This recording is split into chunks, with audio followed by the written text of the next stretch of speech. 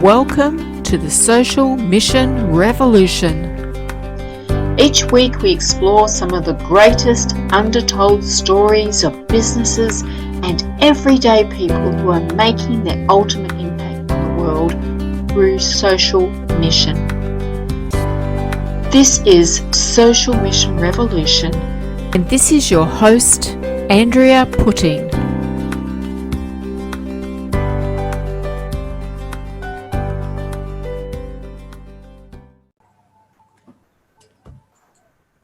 Welcome to the Social Mission Revolution. This morning, my guest is Andrew Curnow from the MeToo Foundation, which he's the founder and CEO of. And I'm really looking forward to finding out all about the MeToo Foundation and what the work is that they are doing. So welcome, Andrew. Thanks, Andrea. Thanks for having me on.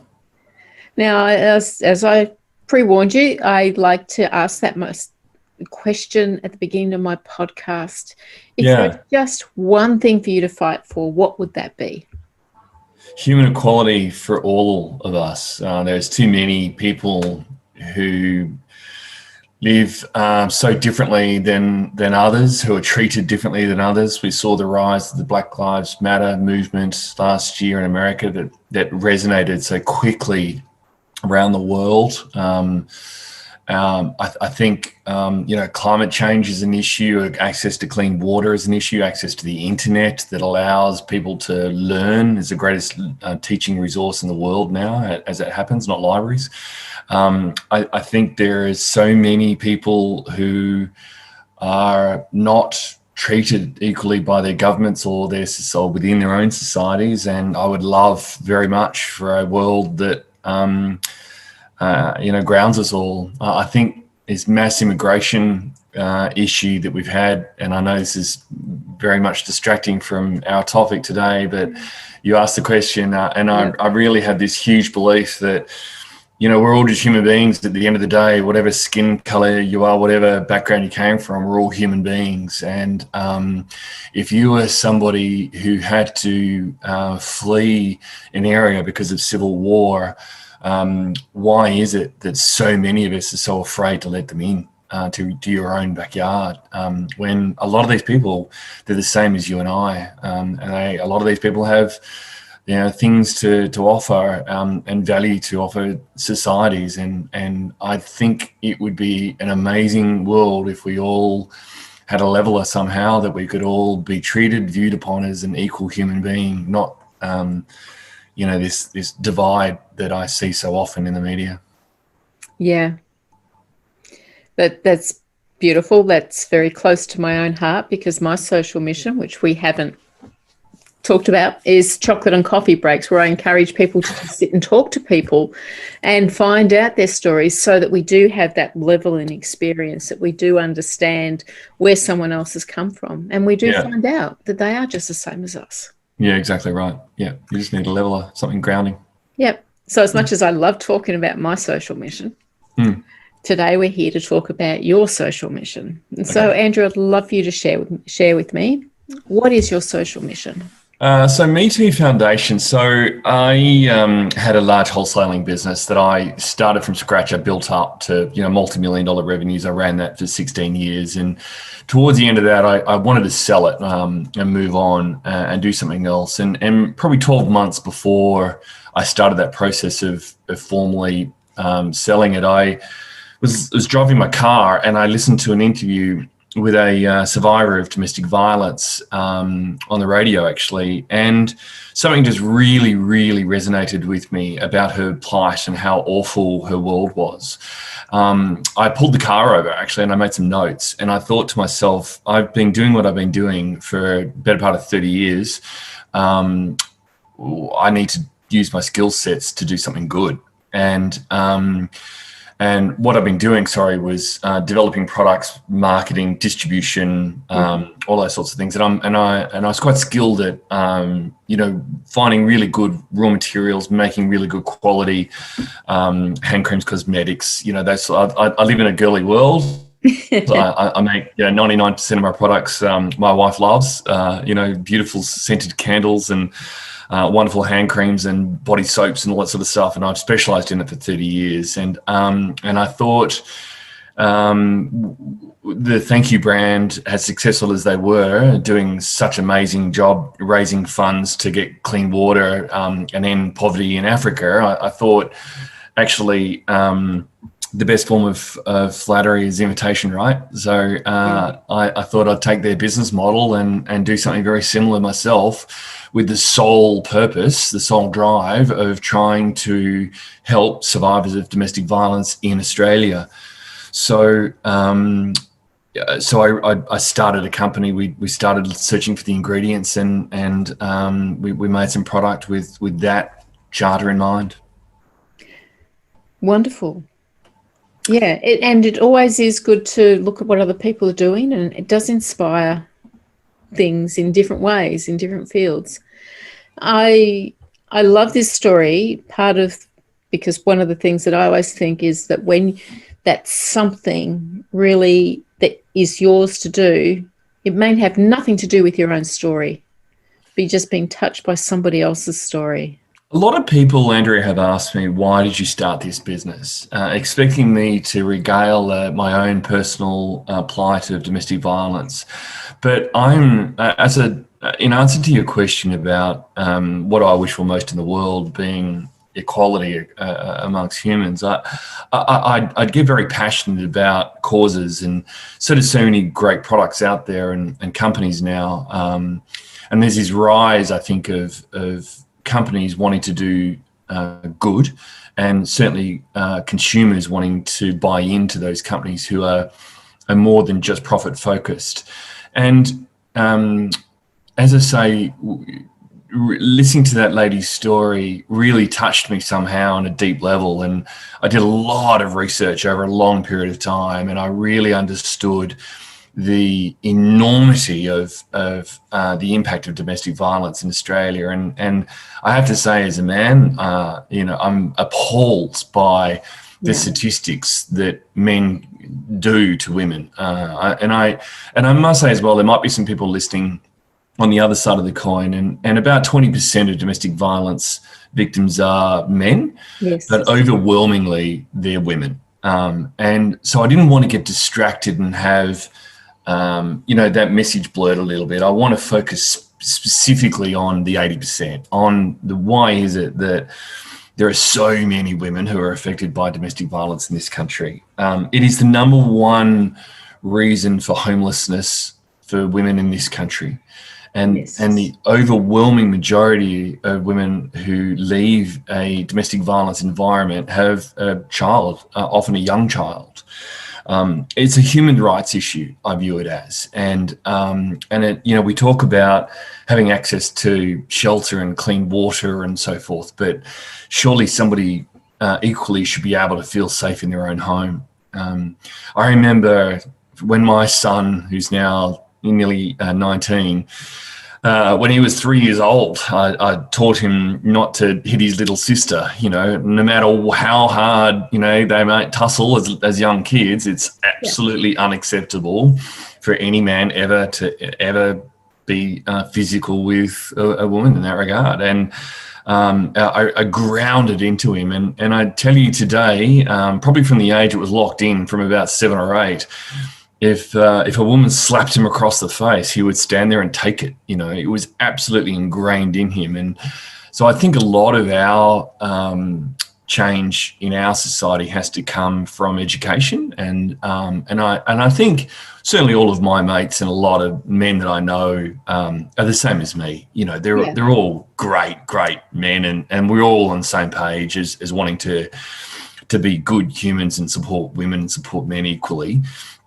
But that minor percent who don't get it yet starts with education. So we aligned in our business with and cultural change of how to behave, and so we align our charities with the White Ribbon Foundation, who are an education provider, and they literally go into offices and communities and they educate about that cultural change, as well as a company predominantly based in Queensland, but it's the only national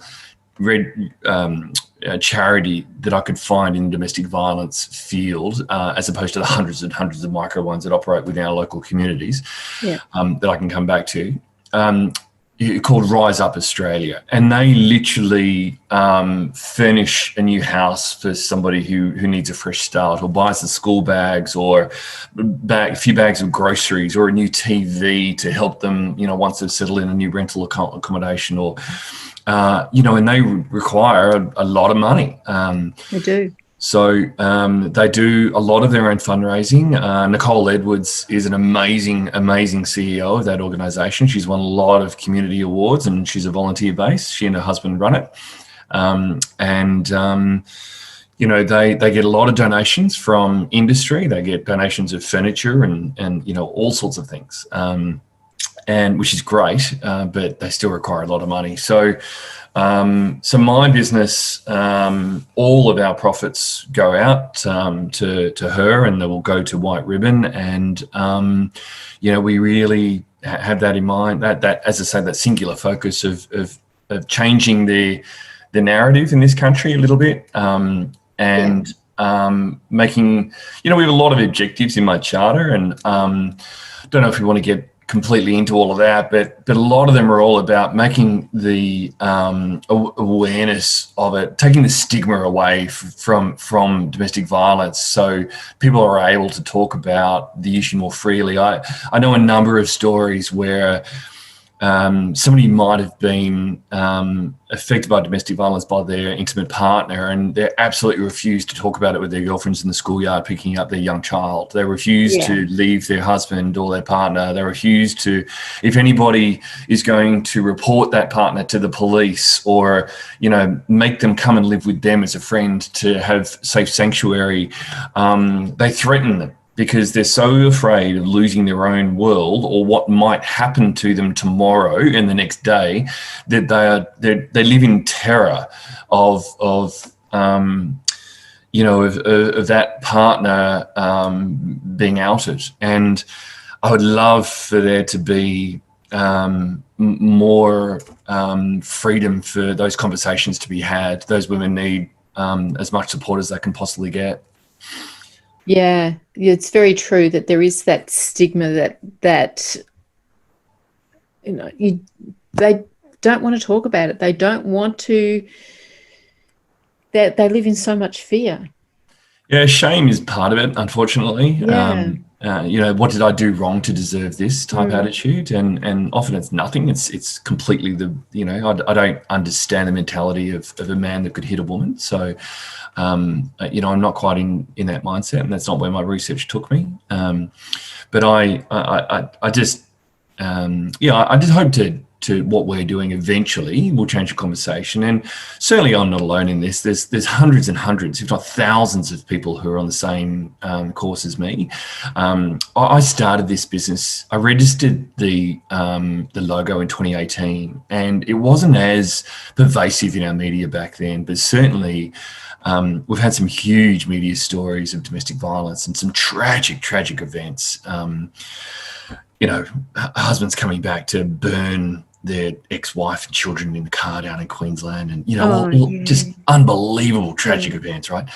And that has I think woken social conscious of the federal government. Last year they tipped in an additional $150 million of funding domestic violence support groups, and it's certainly we hear all the time about people working within the domestic violence field and the unbelievable great work that everybody's doing.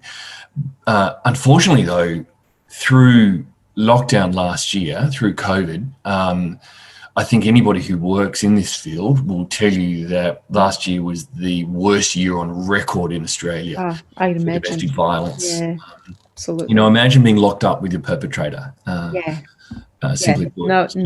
Nowhere to escape to. Yeah, could you imagine being that horrendous. person? I had that in my mind the whole time. That I live in Melbourne, so we had a lot of lockdown period, and that was in my mind, that those who I'm fine. I'm safe and happy in my home, but for those who aren't, I know. Could you gosh, imagine being forced that. to live with a person that's, causing you your life hell like Yeah. that? So my point is that regardless of how much money the federal government throw at this and the amazing work of so many little charities around Australia and community groups, and that there's just not enough money. And we hear this time and time and time again. Yeah.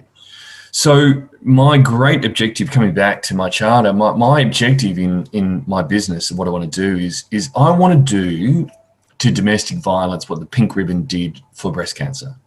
Mm-hmm.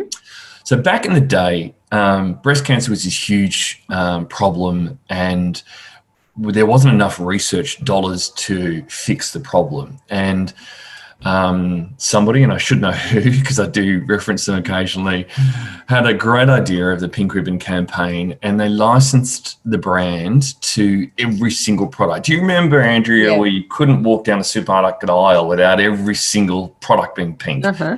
From Oh, Arnott's yeah, I biscuits remember to it. Pure Milk to the sugar to rice, everything was pink. Everything had pink ribbon on it. And as a consequence, they raised so much awareness of breast cancer, and two, they raised so much money for breast cancer, it made a meaningful change, and it significantly reduced the number of breast cancer deaths in this country. Yeah.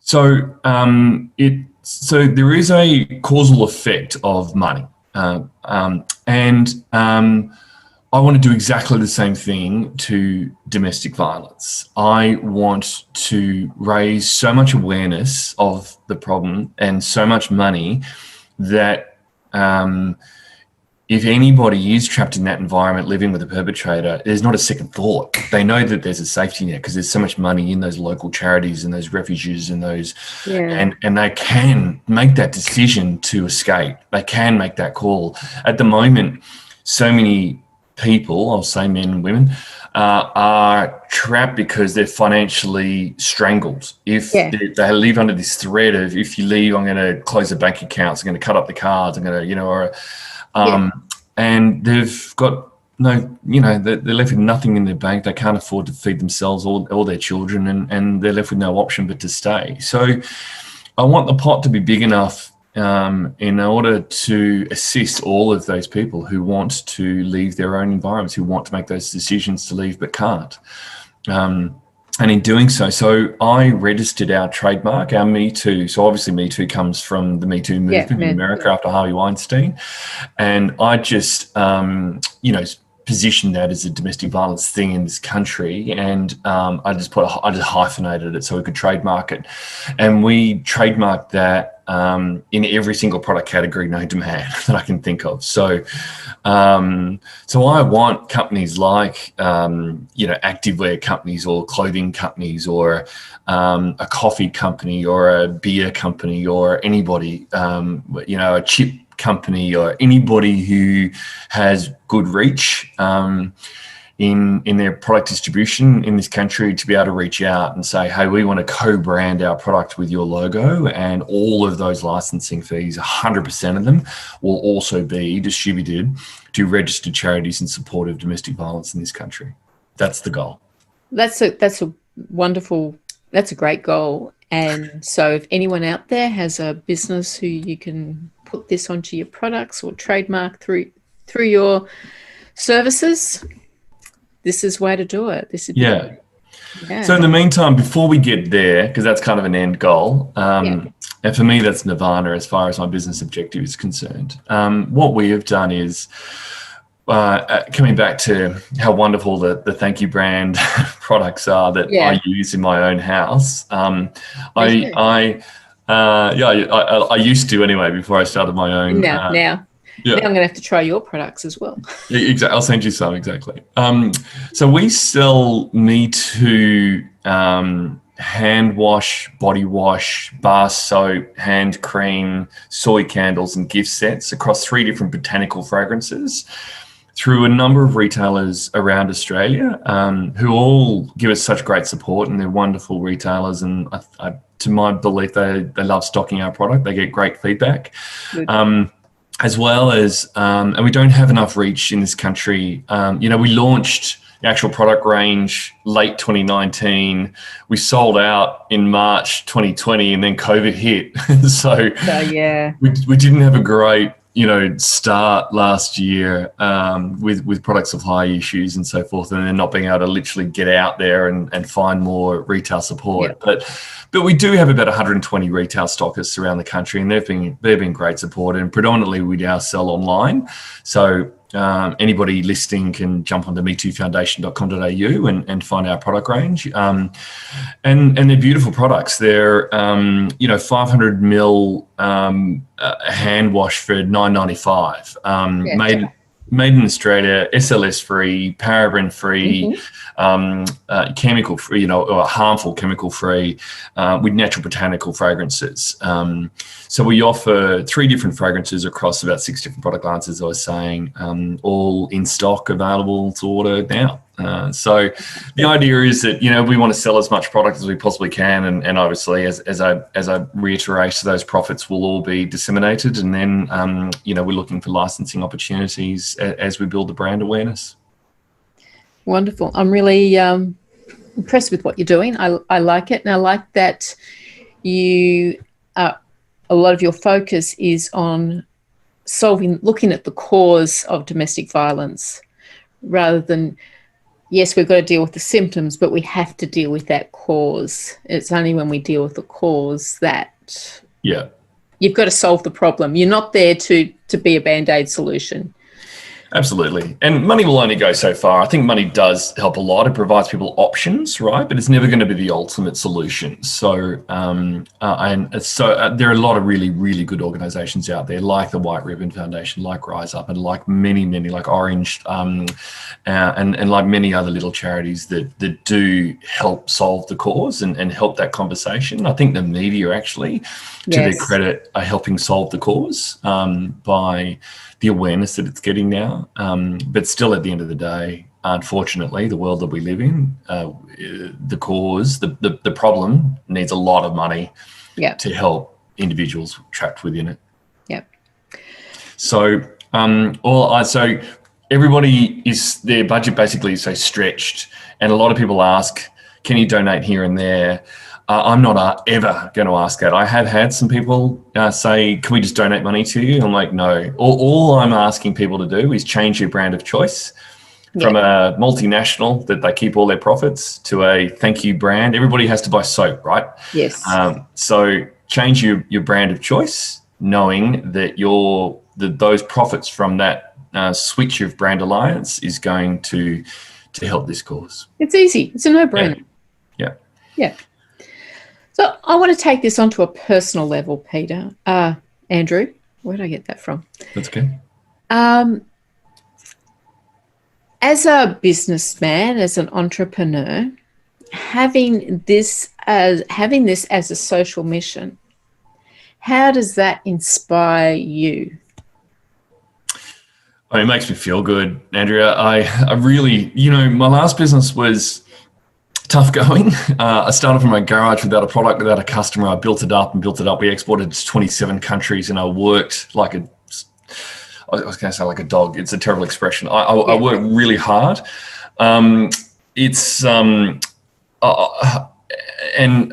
that was all about me and providing for my family and so forth, and what that business could give me.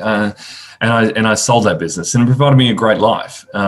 This business is not about me at all.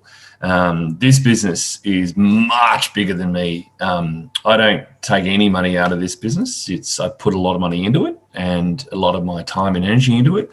And so for me, this business really makes me feel good, knowing that I'm trying to help in some very small way to this insidious human rights problem that we have. Yeah. So you've had those two comparisons of business. Yeah. Is there a vast difference in the way you feel when you get up in the morning? There is. Yeah, there is. I mean, I really feel good doing what I'm doing. Ask that question. And I guess there's a level of frustration that in this one, I see the picture where I want to go really, really clearly in my head, and I've written my business plans and I've done all of my research, and I want it to happen now because I'm so dogged, determined to help. And when it doesn't happen, I say to my wife, we're not getting there fast enough, and she's like, it's okay, you're doing a good job. She reassures me I'm on the right path. But other than that, it's a different focus, right? One's completely, profit, cash flow management, and really, really heavily driven on expanding and taking on. My previous business was I wanted to conquer the world in a week, right? And this is not. I just want to solve one problem at a time, and I want to contribute to it. Actually, I should say there's many other better people than me trying to solve this problem, and I just want to be a small contributor in this problem, in this, and just narrowly focus on it. So I've only registered this trademark in Australia and in New Zealand. My intention is not to conquer the world with it. I just solely want to put all those profits into Australia to support our Australian citizens and do good here. So. Yeah, I do definitely feel different waking up in the morning. I have a bounce in my step about this business that I'd never had, probably other than the first weeks of starting my original business. I was a lot younger, so yeah, it's great. I love it, and I think so many others are doing such great work as well. The Who Gives a Crap brand, they're a 50-50 profit structure, and look at the work that they're doing. They got a lot of media last year for the amount of money that they donated, building new toilets and sanitation areas in countries in Africa, and hats off to them. They're a wonderful organisation. And even though I'm in competition with them, I still admire what the Thank You brand are doing. And there's a lot of other smaller brands as well that certainly don't get the publicity that do well for their either local, state, or cause that they're trying to do. So, as I said, I think there's an appetite for consumers. They understand now the buying behaviour, their choices can actually make a difference. So we're in exciting times. Yeah. I think it's exciting because I talk to people all the time with this kind of mission, and it excites me that great job. There are so many people out there doing amazing things. So it's not hard to look at the world and see horrible, see all bad news and depressing stories, but it's just as easy to turn the other way and just look at all of the things that people are doing in the world, all these people who are having a real authentic influence on everyone around. Trying to answer those questions, answer those things of those negative stories. Let's help to contribute to the problem, to the solution, I should say, of that problem. Yes, let's be the solution, not the problem. Yeah, exactly. Yes. So if you had one piece of advice, Andrew, for people who think, gee, this is really good. I could do something. What can I do? If they were just, what advice would you give there if they're just feeling like they want to do something? As in a budding entrepreneur? Yeah. Probably don't do it alone. Is probably my initial advice. There's a lot of really, really good people out there who are happy to open their door and talk to you. Get some advice, try to partner with somebody else. You probably find that you're not going to reinvent the wheel as much as you think your idea is unique. It might have been done in some way or already, and try to partner with somebody and use that collective intelligence to help you along the way, is some advice. Others is don't go too fast. My last business grew far too quickly. We went from working my garage from zero to millions of dollars revenue within 8 months, and we kept running out of money. So because we had to buy so much stock, and wasn't didn't get the money in time and so forth. So it was so don't grow too fast. Measure your expectations, and Yeah, be solely driven, I guess, on your cause and stick to it. Great advice. I think that's something for us all to think about, because we have these great ideas and we just want it to go now and be enormous now, but let's just slow down a little bit, find that right partner to work with and make it a strong foundation. Absolutely. I think so. Yes. Well, thank you so much for coming along today, Andrew, and speaking with me, because I think it's really inspired me, and I'm sure that a lot of people will be inspired also by your message, as well as wanting to get their hands on some of your products so that they can help support you. So if you'd like to just give us your website that we can share with people. Thanks, Andrew. Thanks so much for having me on. I really appreciate the opportunity. So if anybody listening wants to buy some products or have a look, it's MeTooFoundation.com.au. And if they wanted to buy, is there any particular stockists or is there a variety of stockists? We have variety. We have, we sell to chemists and cafes and online, businesses and all sorts of wonderful companies around Australia. So if you see product in your local store, please grab it there. Don't get it online. So support your local. Yep. But otherwise jump online and we'll sell at the same price to you and deliver it. Great. Okay, so thanks so much, Andrew. It's been a real pleasure to have you. Great. Thanks again, Andrew. Love being here. Thank you. Cheers. And that's all we have for Social Mission Revolution today. And we'll be back next time with another Social Mission Revolutionist.